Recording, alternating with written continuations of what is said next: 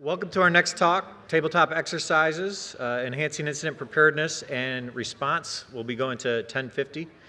Thanks again to our diamond sponsor, Island, along with our sponsors for the session, Sumo Logic, Palo Alto, and thanks again, of course, to the Rochester ISSA chapter for putting this all together. Our speaker, Javier Figueroa, is an experienced cybersecurity manager with 15 years in information security and numerous certifications, along with a master's degree from Utica. Let's give Javier a warm welcome. Thank you.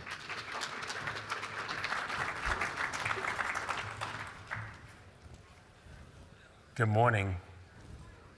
Good morning.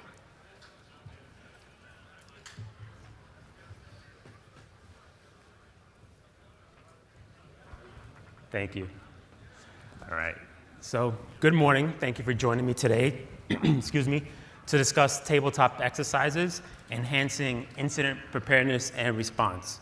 Like Dennis mentioned, my name is Javier Figueroa. I am a cybersecurity manager at MA Posey Consulting. I have a master's degree. Please hold. It's not working now.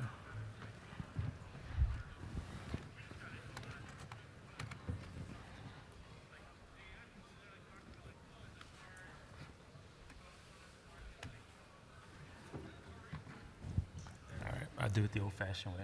All right. So I have a master's degree from Utica University. I hold various cybersecurity-related certifications, which you can see there, and over 15 years of IT experience specializing in information security program management. So the agenda for today, I'll give you a definition of what a tabletop is so that we're all on the same page. We'll go over objectives of a tabletop exercise, the components that are involved in a tabletop exercise, keys to success and things to avoid, and the conclusion. So definition of a tabletop, this is NIST definition of a tabletop. I'll give you a few seconds to read it, and then I'll provide my definition.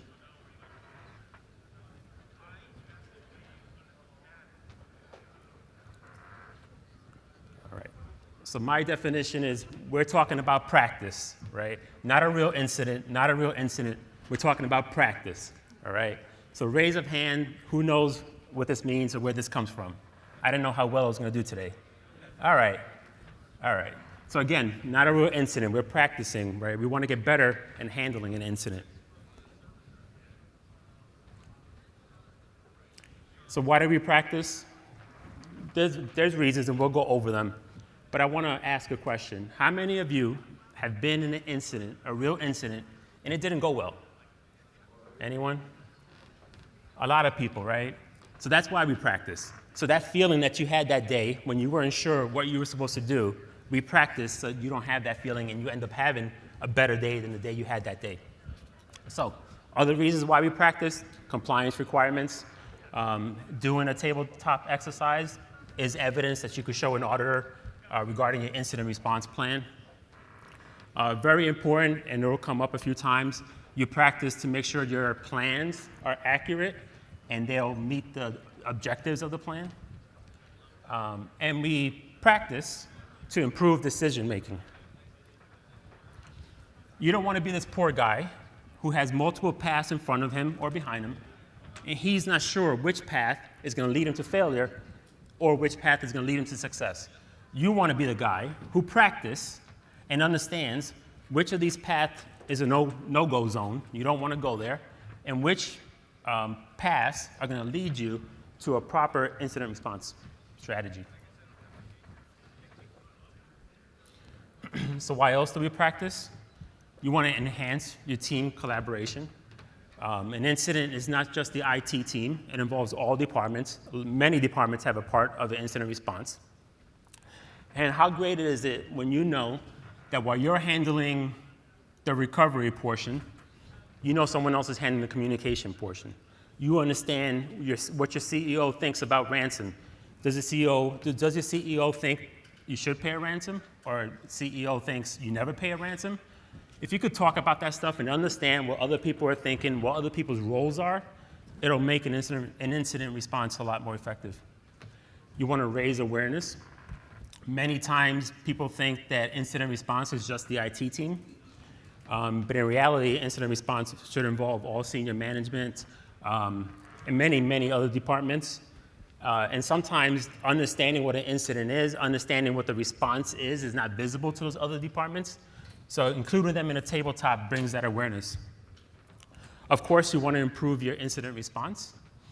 And by improving your incident response, there is cost savings. Imagine if you could recover from an incident in a matter of hours versus months versus never, right? How much money can that save the organization? So tabletop consists of a few components, not many. There's an overview section where you talk about what a tabletop is, general high-level information about tabletops. There are roles. People within the tabletop exercise have roles. There are players who actively participate in a tabletop. Those are the folks that potentially make decisions. Those are the folks that might be involved in the recovery phase. There are observers who don't participate but are there to watch. The facilitator is kind of the storyteller. This person guides you through the tabletop exercises, will ask questions to engage everyone, perhaps will identify something that could be done differently or more effectively. And a note taker. A lot of times people forget the note taker. And the note taker is very important. This is the person that's going to document the discussions that happened. And you're going to look back and you're going to take those notes and you're going to turn those into actionable items. Rules. There's rules. Not many of them. A few of the important ones is that a tabletop should be about open communication. You shouldn't embarrass folks. You shouldn't make them feel bad. But the most important rule is have fun, right? This is a role-playing scenario. If you have fun, guess what? You're going to want to do it again. If you don't have fun, that might be the last one you do. So to me, that's the most important rule. Within a tabletop, you'll have a scenario, and throughout the scenario, you'll have different injections. So injections are just an additional piece of information that requires more communication, additional troubleshooting, whatever it may be. So for example, if you have a scenario where you're dealing with malware, an injection may be the ransomware note, or the injection may be that you find out there's data exfiltration is part of the scenario. Very important is a hot wash. So at the hot wash is almost at the end of the tabletop, and that's kind of a debriefing. You go over how everyone feels about the scenario, you go over things that were done well, opportunities to improve, and then the report. So after the tabletop, there should be some kind of report with the findings of the tabletop. And you want to take that report and turn it into actionable items to improve your incident response, because that's the whole purpose, to improve the incident response.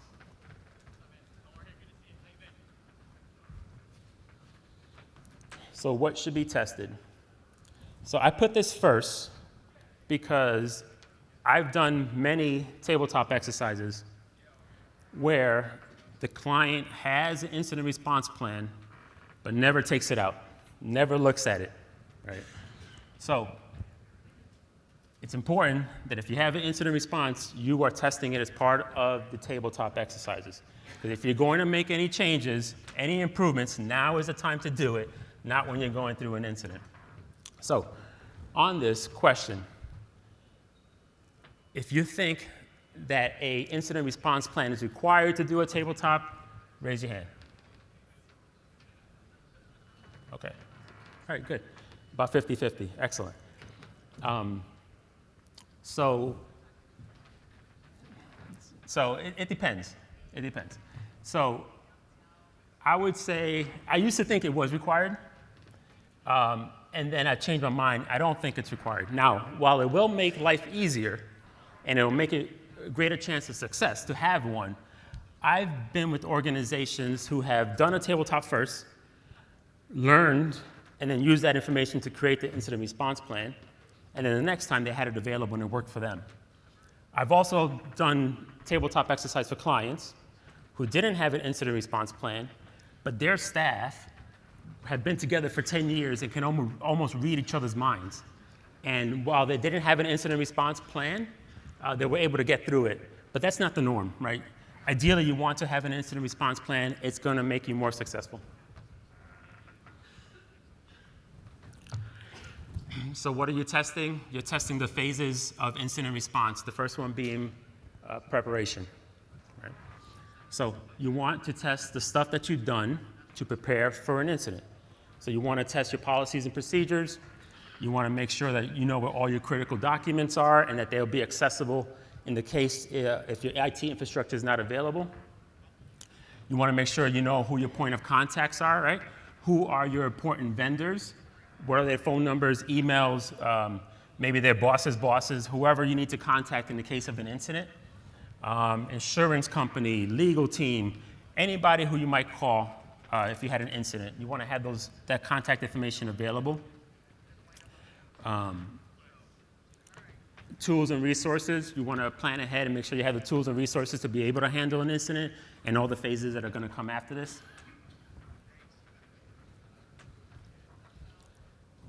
You're testing the identification phase. Are you able to collect the information that you will need to determine what's going on, to determine the severity of an incident?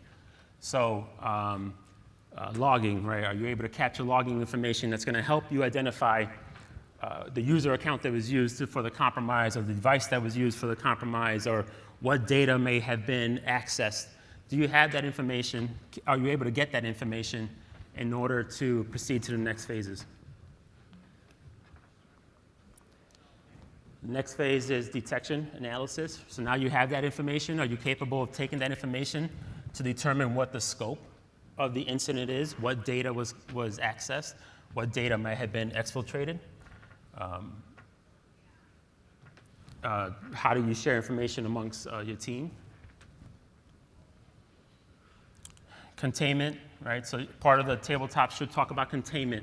How are you going to stop the incident from spreading to other pieces of information, other devices?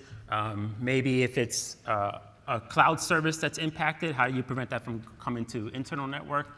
So what are the steps that you guys would take in order to contain the incident, in order to start the next phase, which is eradication and recovery?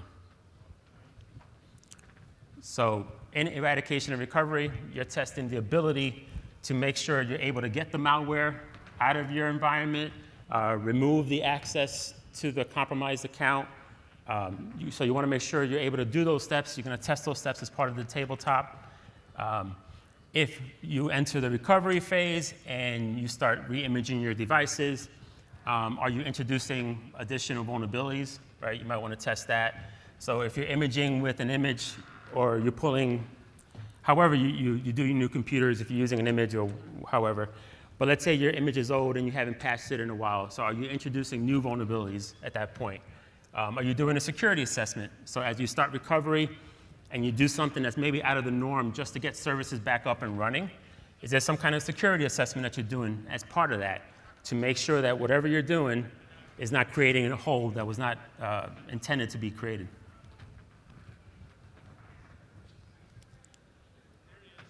You're testing your post-incident activities, what improvements to people, processes, and technologies are recommended.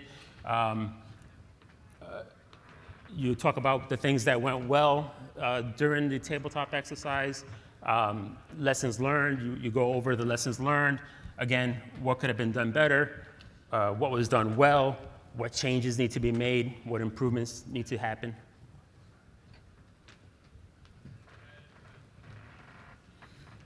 All right, so these are the keys to success. So we spoke about the things you want to test, right? We spoke about the different phases of incident response that you want to be included in your tabletop. So those are your objectives. You want to, in the scenario, you want to include aspects of the scenario that are going to test those objectives. Are you able to handle an incident effectively? You want to create realistic scenarios. So realistic scenarios that are kind of aligned with your industry. So if you work in healthcare, you might want to create a scenario related to PHI. If you do e-commerce, you might want to do a scenario that's PCI, right, related to payment card being compromised. So you want to make the scenario realistic, otherwise people are not engaged. So I always say that if you get to the point where you're talking about zombies and aliens, you went too far. That's not realistic. Don't go there. You are going to lose people along the way, and they're not going to come back to the next tabletop. You want to include diverse participants. Like I mentioned before, this is not just IT. You want to include participants from many parts of your organization, especially those that have a decision-making responsibility. So for example, you may have a marketing person who handles communication. That person should be there. You probably want to have somebody from HR to handle the employees, right? What are you going to do with employees? How do you communicate with the employees? How do you make sure that they're okay? Might want to include somebody from finance to make sure payroll is still going to happen effectively or still going to happen at all. So think outside of IT. You really want to include as many people as you can that are going to have decision-making responsibilities. I know with our clients, a lot of times the client will ask, well, can't we just do it with IT? And my answer is no. You really need people outside of IT because everyone needs to work together during an incident. Everyone needs to be able to understand what their role is, but not only what their role is, how their role impacts someone else.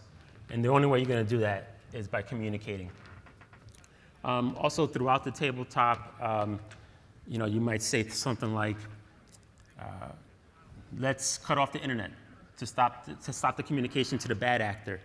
But what does that mean? So if there's no internet, how is other people impacted, right? So you're not going to get that information unless they're sitting there with you going through the tabletop.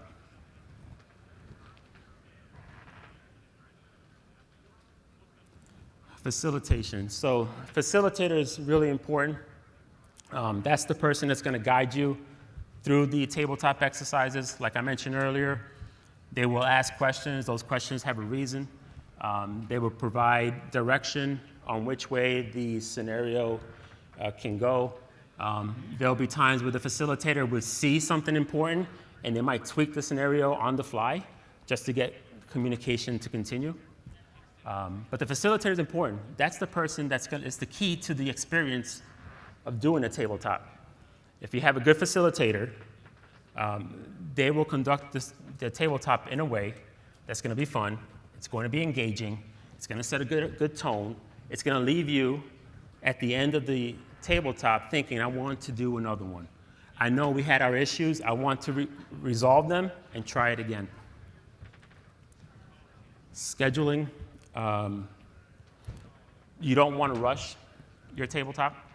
I've seen plenty of times where the conversation is good, and because you hit a certain time, it has to get wrapped up because people need to go to their next meeting.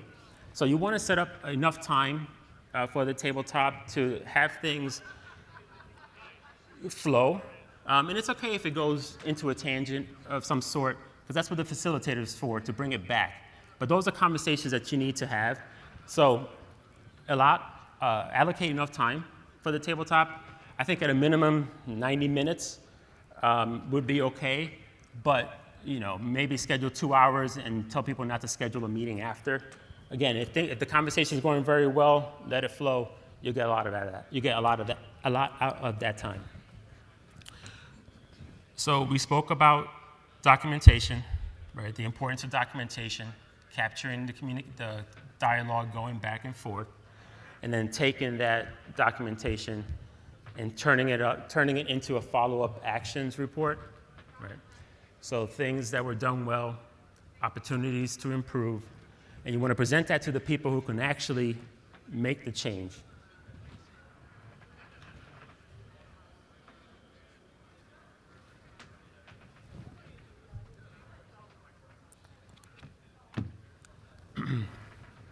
So things to avoid: overly scripted scenarios.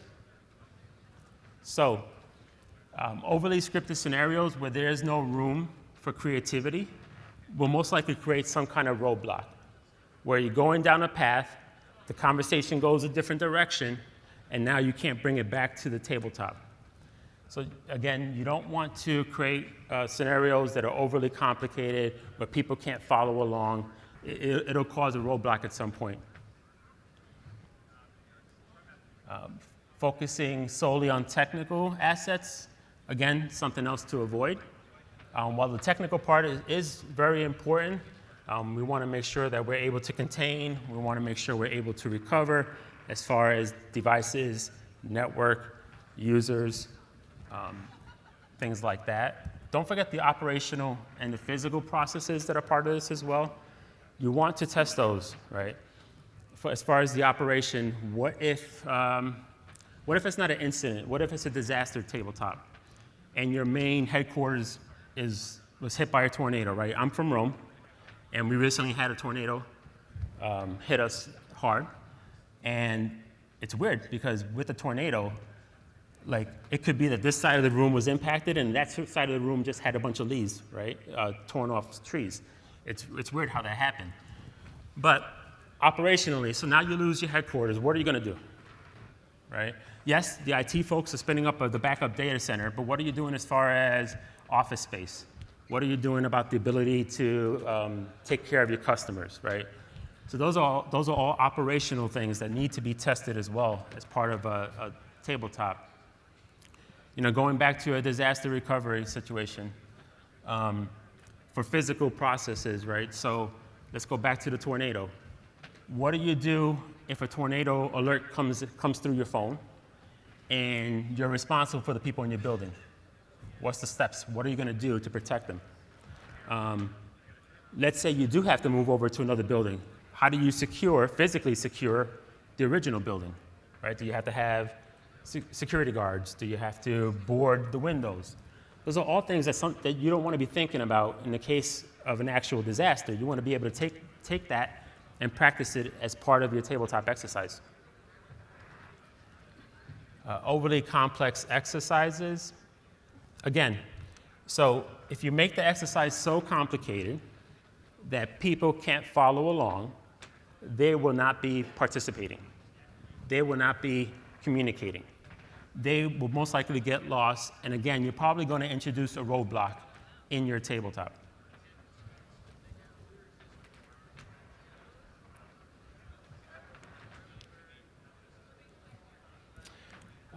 This is also very important. You don't want to blame or punish people, right? You want this to be open communication. You want people to express their thoughts. You want people to acknowledge their shortcomings. And the only way you're going to do that is if it's a free, open environment. One thing I like about my clients, our clients, MA Pulse's clients, is that they're very open, right?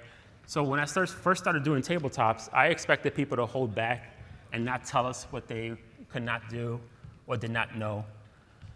But what I'm seeing with our clients is that they recognize the importance of being open, and their openness allows us to write a report that's going to be more effective, that's going to allow them to take actions back and correct them. So again, it's very important that a tabletop has open communication. There's no punishment or blame. It's only going to allow the tabletop to be its most impactful. And again, the report that comes after, which is also very important, will also be better.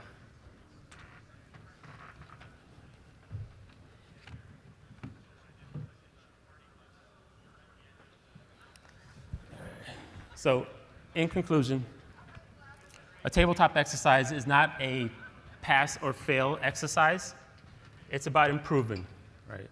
So it's about learning. It's about making changes. It's about enhancing your current situation and getting it to a point where you'll be better off in the case of a real incident. Communication and collaboration is keys to a tabletop, to the success of a tabletop. I've said it a few times. I keep stressing it. That is why you do a tabletop, to make sure that everyone knows their roles, everyone knows how to communicate with each other, everyone knows their responsibility. The findings must result in action. So you spent this time, 90 minutes, 2 hours doing a tabletop. You want action to come out of that. Otherwise, why did you do it? So We spoke about the report. You create a report. You have action items in there. You give that to the right person. Follow up. Make sure it gets done. Test it again. And continue that cycle until you get to the point where you have an incident response that's going to take care of most situations. And remember what AI said, practice, practice, practice, right? So you want to schedule tabletops at least annually, but whatever your organization needs is really what's going to drive it. But I would say at least annually. You want to make sure that your incident response is changing each time, and it's being enhanced each time. And every time you do a new tabletop, you want to test that incident response plan. The threats are always evolving and changing. So another reason why you need to do tabletops pretty often. What's the threat today may not be the same threats tomorrow, next year. So you want to have tabletops that kind of show, or kind of tabletops that will help you address the threats of what's going on in that present time. All right, so with that, any questions? Yes? Not so much a question, but an observation. So it sounds like for the incident responses, we need to also kind of go beyond just security, because you brought up business resumption plan, right? You have a natural disaster. I've never thought of considering that as an incident. I always thought, oh, it's business resumption, business goes down, that's a corporate policy sort of thing. But it makes sense to not just focus on security, because I mean, yeah, security will happen, right? There'll be issues that you'll find, but not limiting yourself to those exercises. I think that's something that I really think about. Good, excellent point. Yeah, so you want to do, my opinion is you want to do a security incident and a disaster incident annually. And there are some compliance requirements that are required to do both in a year. But you're testing different things, and you're going to involve different people from the organization. And you never know which one's going to happen, right? So we tend to focus on the security because that's what makes the news a lot of times, right? XYZ company got hacked. What was their process? What was their response? They didn't respond quick enough. They didn't know what to do. But a disaster, whether if it's a natural disaster or some other form of disaster, is just as bad, right? And you have to prepare for those as well. Excellent. Any other? Yes, sir? You mentioned hot wash and several times mentioned the feedback process. There's sort of two types of feedback. One on the things you really need to improve in your incident response plan, the reason you're doing the exercise, the sort of real life life. But also on the exercise itself and how you ran it. Do you sort of distinguish between those two, take both of them, or what say more on the feedback about the exercise as opposed to about how to improve the process? Right. So typically the hot wash, you want to get a sense of how the tabletop went as a whole, but then you also do want to focus on the incident response part of it. So both parts are components of the hot wash, because you want to make sure that the tabletop exercise you did met the objectives of the participants, right? And you want to make sure that you delivered it in a way that that particular organization finds beneficial. So yes, it's about the scenario itself and how well that went, but then it's also about the incident response and how well that went as well. Good question. Yes, sir? Kind of as a follow-up to that, to your conclusion one, how would you like to score? It is not pass or fail, but at the end of the day, exactly to the hot wash point, there are things that you say amazing, medium, bad.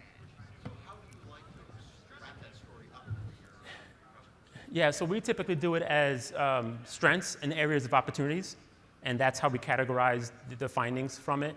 We don't use pass or fail just because it's a learning experience, and we want people to understand, yes, they may not have done well in the tabletop or in their incident response, but it's about improving. So as long as they improve, they're getting the benefits out of a tabletop. So do you give them an alphabet score, a numerical score? So we don't give them an actual score. It's a narrative of how we felt the tabletop went.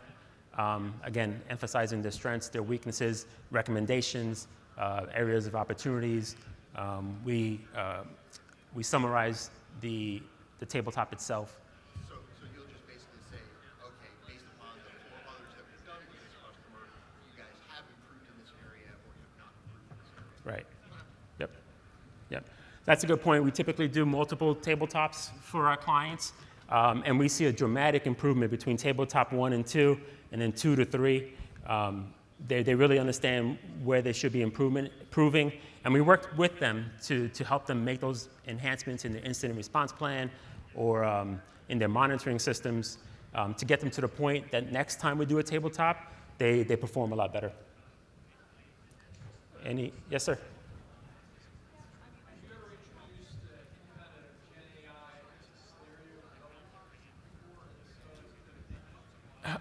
So we've started to go down that road and trying to make the scenario more an actual simulation.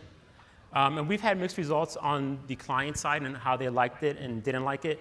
And then we've also found that if you have good security solutions, a lot of times it'll stop what we're trying to do.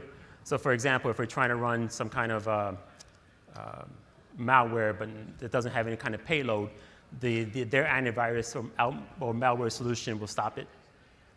And we have used that as part of a scenario, right? So the fact that their malware stopped it is still something we can incorporate in the tabletop. But it adds an extra layer of things that could go wrong, I guess. Any other questions? Yes, sir. Do you have any kind of tools or special software that you use to enable the event, or is it just typical PowerPoint storytelling? So it's typically PowerPoint storytelling. We do have the capability to put some fake malware in like an USB and see if someone plugs it in and start that scenario. If no one does it, then we'll plug it in ourselves and pretend like someone did that kind of thing. But most of the time we use a PowerPoint presentation, we build it out from there and use that to deliver the tabletop. Are you generally combining those technical exercises of technical response like to malware and event like that, or are you doing it at the executive level? Is there, what I've seen is executive versions and technical versions, but mixing those audience together can sometimes be difficult. So do you separate them or bring them together? No, so we like to bring them together. That's what's going to happen in a real incident. They're going to have to figure out how to work together. And again, if the technical side is doing something that could impact the operational side or the executive side or whatever you want to call it, it's good that they figure that stuff out during their tabletop practice versus during an incident. Yes, sir.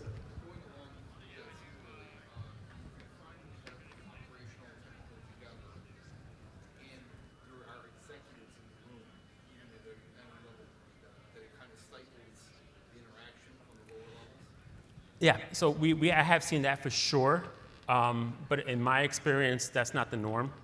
I think sometimes you have a strong CEO with that personality, and it does happen, but I still think it's beneficial to have everyone in the room because that's how they're going to act in a true incident, right? So it's better that they try to figure it out now and understand that the CEO might be an issue later on, and maybe we need somebody to babysit him or her. And just get them out of the way so that we can do our thing. But it's good to identify that in a tabletop versus an incident. Yes, sir.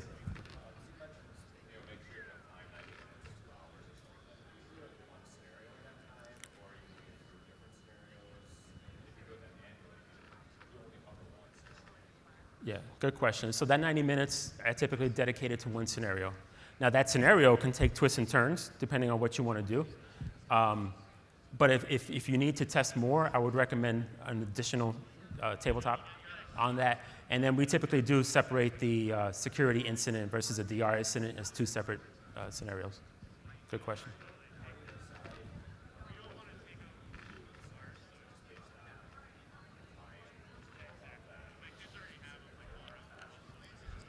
Yeah, all of the above, right? So a lot of times a client will say, I want a tabletop scenario to test this specific thing, right?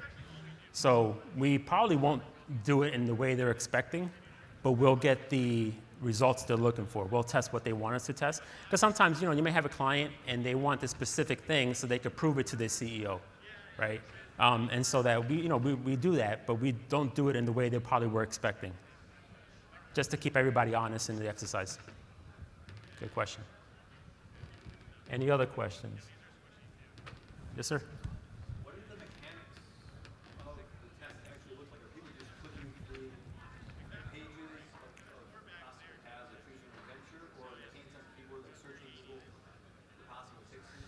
Yep. So the way it typically works is we'll present it similar to what I did here. The participants will be doing what they would do in a real incident, whether it's going to Google, whether it's looking at their policies and plans. But mostly it's a conversation. So they'll be having a conversation amongst themselves, what they'll be doing. So, for example, if at some point someone is, there's a chance there might be some malware in someone's organization, then somebody might be talking about isolating, right? The other person might be talking about protecting backups. And so they'll have those communications. And that's how you know what the actions they would be taking. So most of the time, there's not that physical, where somebody physically is running up into the data center to pull a network cord. But they'll talk, this is what I would do. And then it's just a conversation. Yep. Some people have to look at what's available to them and decide what to do. Exactly. I mean, there are some, you could do a tabletop if you wanted to. There are tabletops that it's in a style of like, I've never played it, so forgive me if this is wrong, but I've heard it's like Dungeons and Dragons, where you pick one path and you go this way, you pick another path and this is the next outcome. You could do it that way. To me, that is when you are a more mature organization and you've handled the basics, then you get to a tabletop that's a little more advanced. Because what could happen when you get that advanced, you can get to a point where no one knows what to do and the tabletop stalls. Yep. Good question. Yes, sir.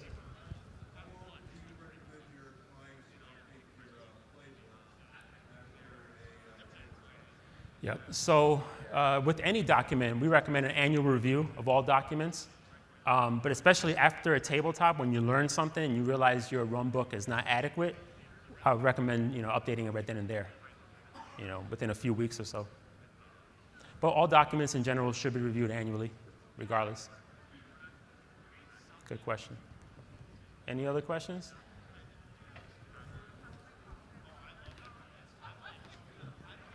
All right, let's give Javier a warm welcome, or a warm round of applause. Thank you, Javier. Thank you. Our next session will be at 11 o'clock back in here.